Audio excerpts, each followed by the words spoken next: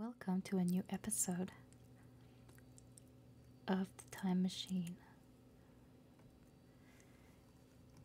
We are starting part 2 or chapter 2.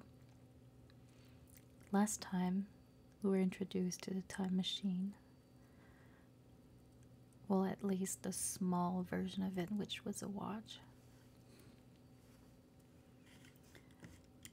And I believe that the time traveler was about to show his friends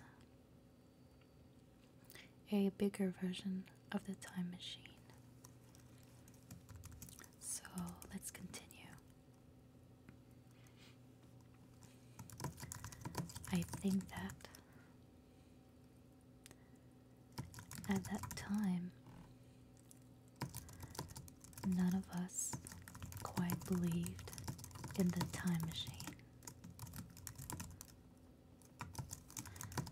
The fact is, the time traveler was one of those men who are too clever to be believed. You never felt that you saw all around him. You always suspected some subtle reserve, some ingenuity in ambush behind his lucid frankness. Had Philby shown the model and explained the matter in the time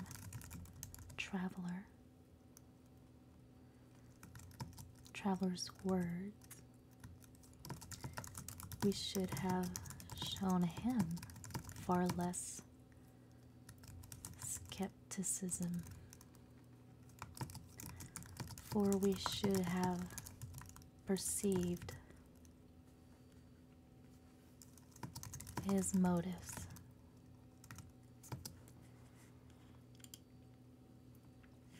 Skepticism.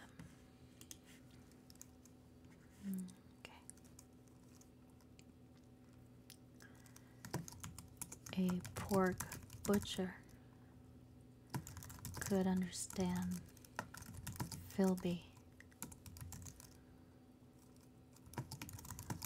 but the time traveler had more than a touch of whim among his elements.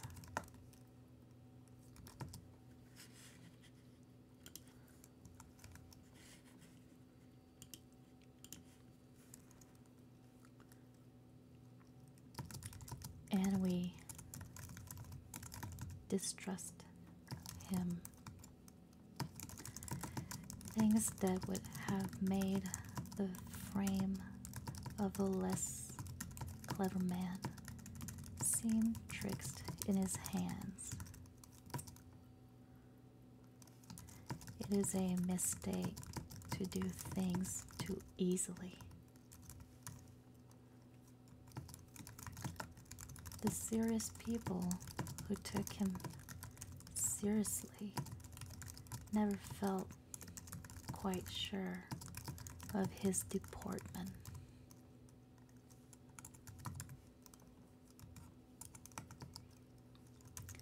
They were somehow aware that trusting their reputations for judgment with him was like furnishing a nursery with egg shell china. Reputation and judgment.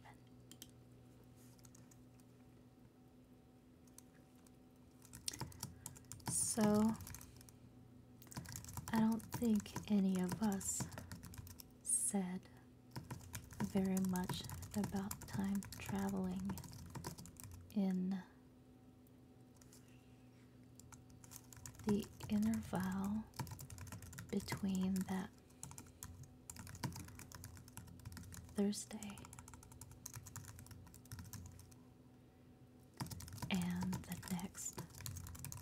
though its odd potentialities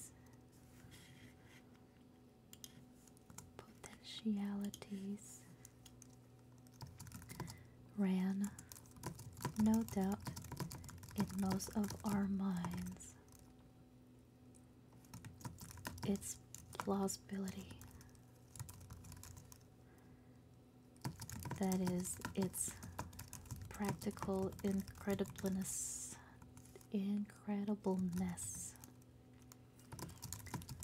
the curious possibilities of anachronism,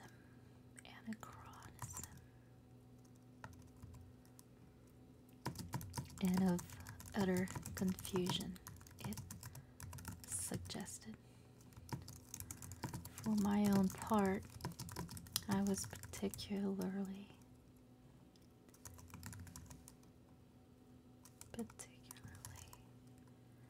preoccupied with the trick of the model that I remember discussing with the medical man whom I met on Friday at the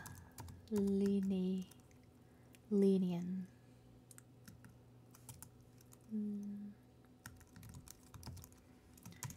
He said he had seen a similar thing at Tübingen, and laid considerable stress on the blowing out of the candle.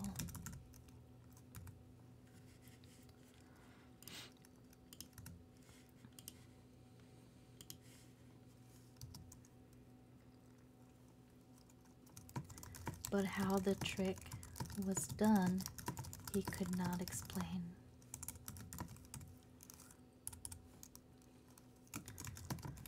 The next Thursday, I went again to Richmond.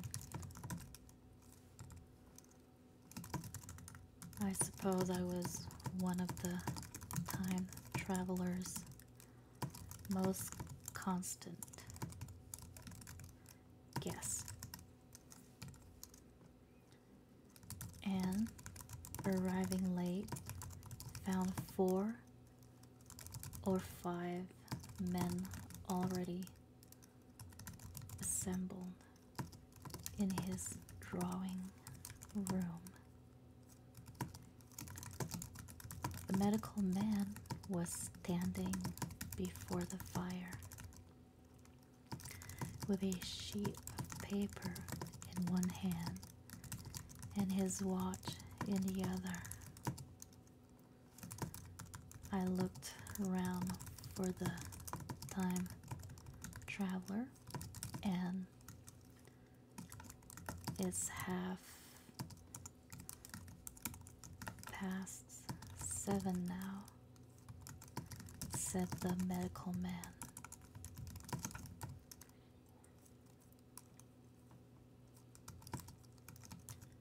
I suppose we'd better have dinner.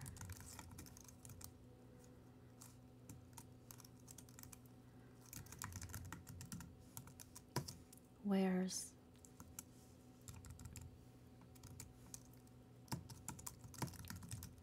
said I, naming our host. You've just come? It's rather odd. He's unavoidably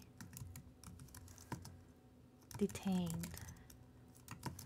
He asked me in this note to lead off with dinner at 7 if he's not back. Says he'll explain when he comes. It seems a pity to let the dinner spoil.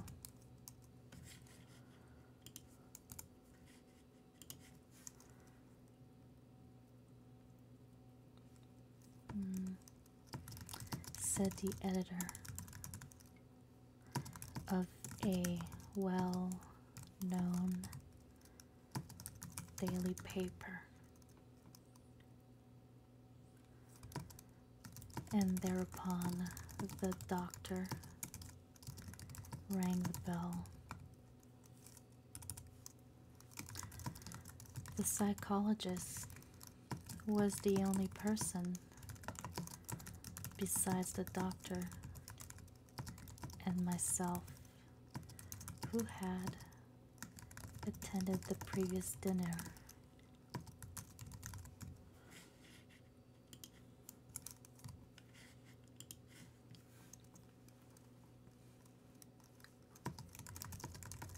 The other men were blank, the editor aforementioned, a certain journalist, and another, a quiet, shy man with a beard, whom I didn't know, and who, as far as my observation went, never opened his mouth all the evening. There was some speculation at the dinner table about the time traveler's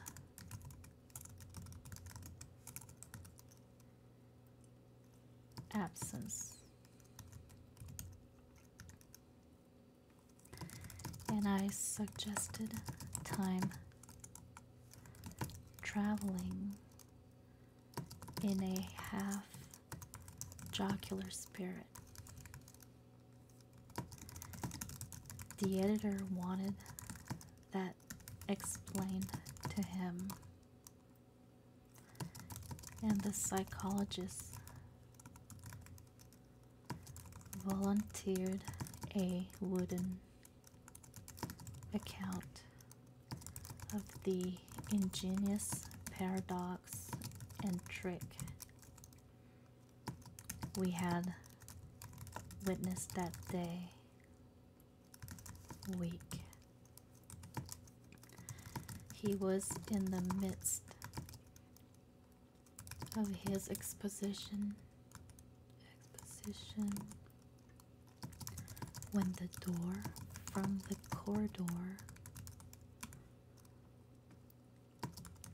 opened slowly and without noise.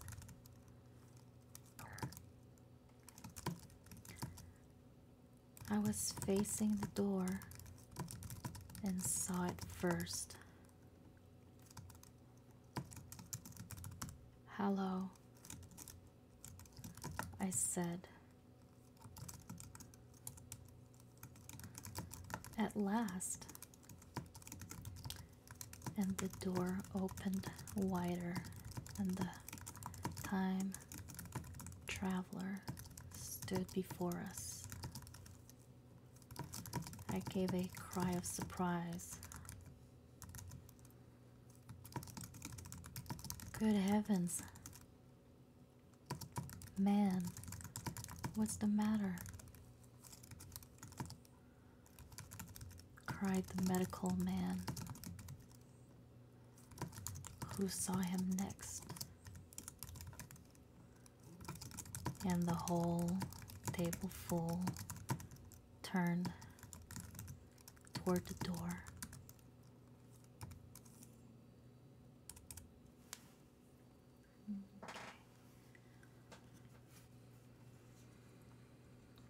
Let's see.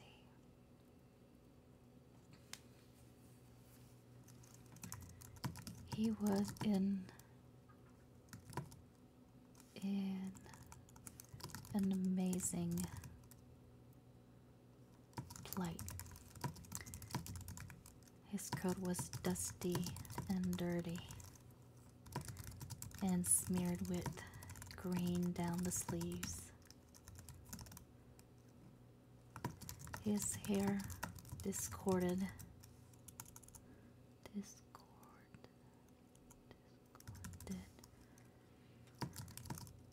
as it seemed to me grayer,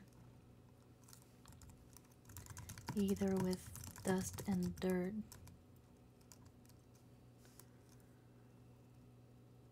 or because its color had actually faded.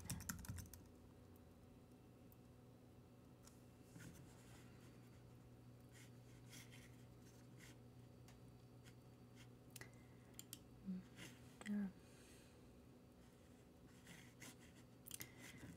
Let's do it. The American spelling, I suppose. Its color had actually faded.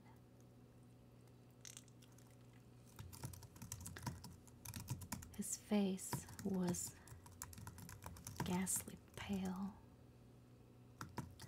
His chin had a brown cut on it. A cut half healed. His expression was haggard and drawn as by intense suffering. For a moment he hesitated. In the doorway, as if he had been dazzled by the light. Then he came into the room.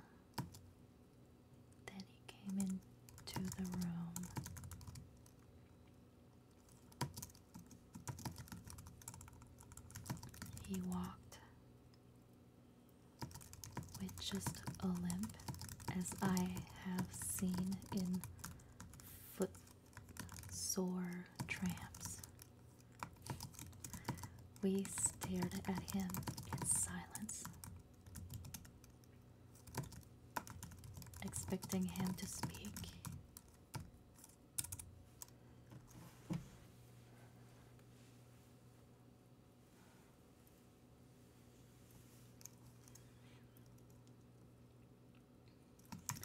He said not a word, but came painfully to the table and made a motion towards the wine.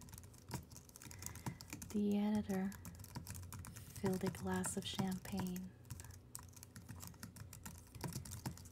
and pushed it towards him.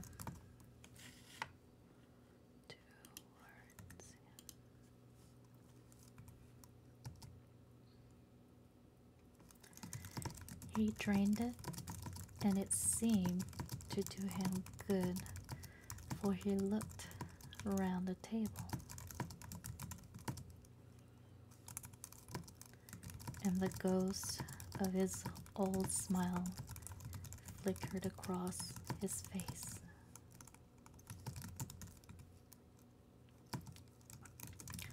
"What on earth have you been up to, man?" said the doctor.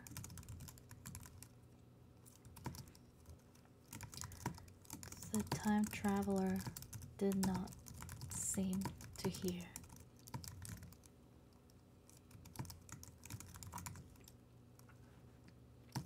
"Don't let me disturb you," he said with a certain faltering articulation.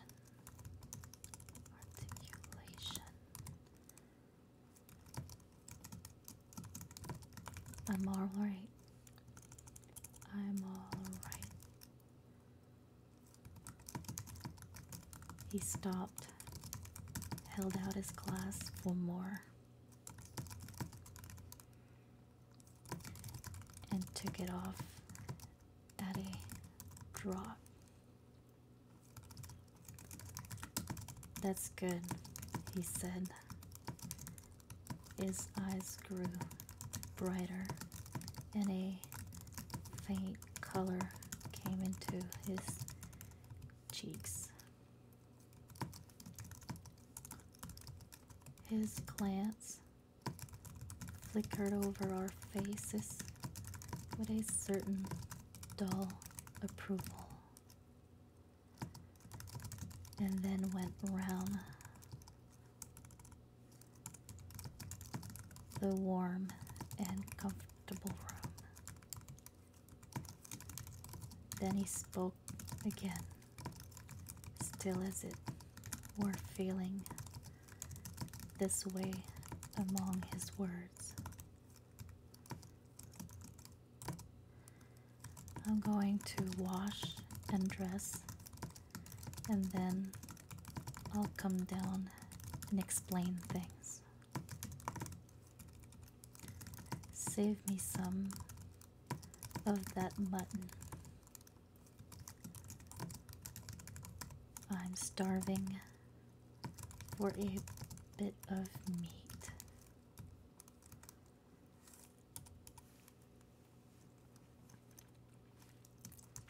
He looked across at the editor,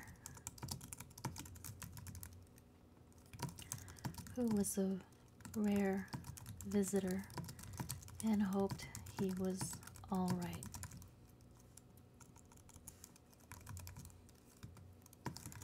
The editor began a question.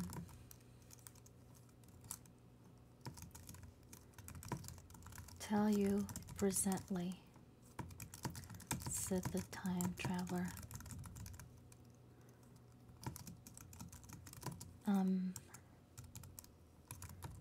Funny. Be all right in a minute. He put down his glass and walked towards the staircase door. Again, I remarked his lameness and the soft padding sound of his football. And standing up in my place, I saw his feet as he went out. He had nothing on them but a pair of tattered, blood-stained socks. Then the door closed upon him. I had half a mind to follow till I remembered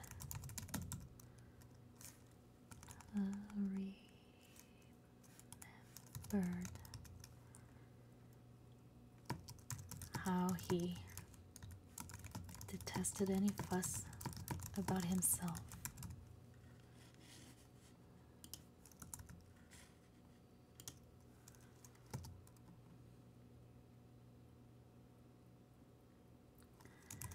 For a minute, perhaps, my mind was wool gathering. Then,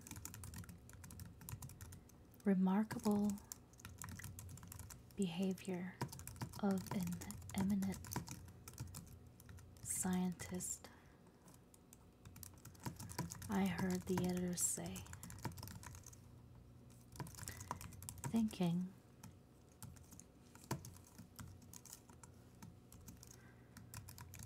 after his wont,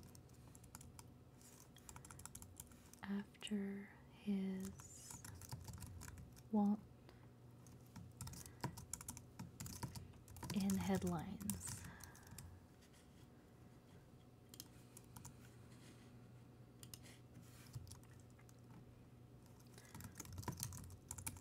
And this brought my attention back to the bright dinner table.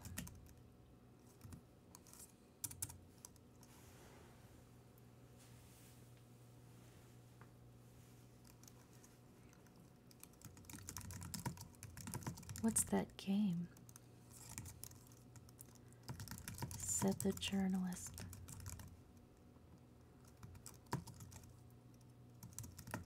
Has he been doing the amateur cager? I don't follow. I met the eye of the psychologist and read my own interpretation in his face. I thought of the time traveler limping painfully upstairs. I don't think anyone else had noticed his lameness.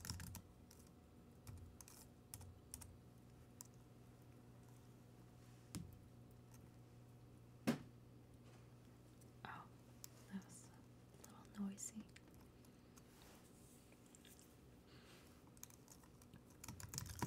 The first to recover completely from this surprise was the medical man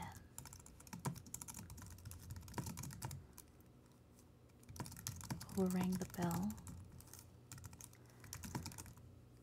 The time traveler hated to have servants waiting at dinner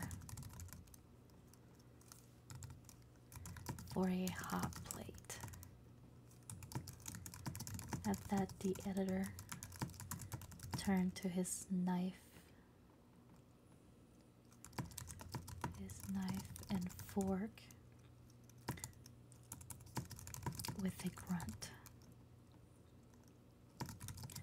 And the silent man followed suit.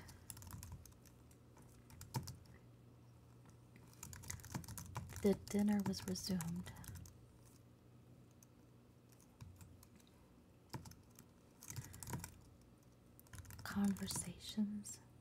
The conversation was exclamatory. For a little while, with gaps of wonderment.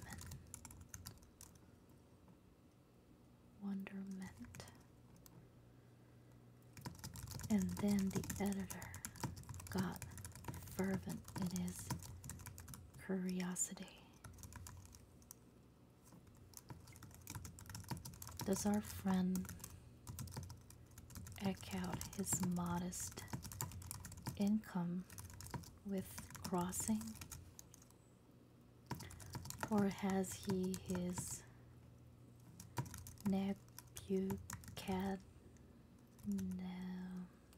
Nebuchadnezzar phases?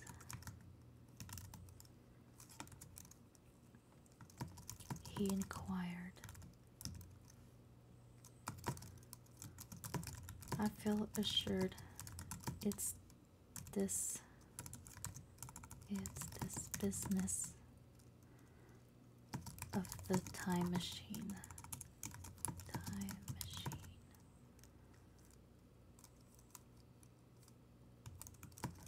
I said, and took up the psychologist account of our previous meeting. The new guests were frankly incredulous. The editor raised objections. What was this time traveling? A man couldn't cover himself with dust by rolling in a paradox, could he? And then, as the idea came home to him,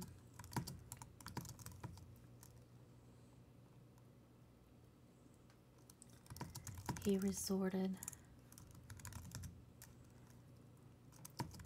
to caricature.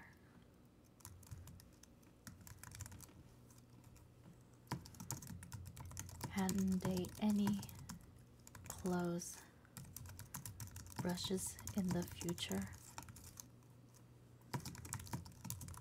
The journalist, too, would not leave at any price and joined the editor in the easy work of heaping ridicule on the whole thing. They were both the new kind of journalist.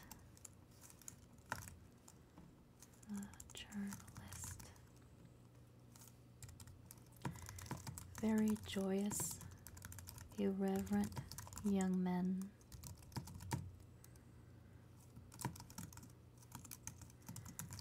Our special correspondent in the day after tomorrow reports the journalist was saying, or rather shouting, when the time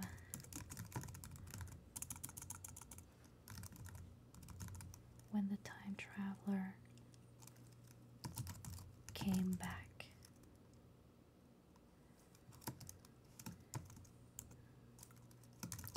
He was dressed in ordinary evening clothes, and nothing save his haggard look remained of the change that had startled me.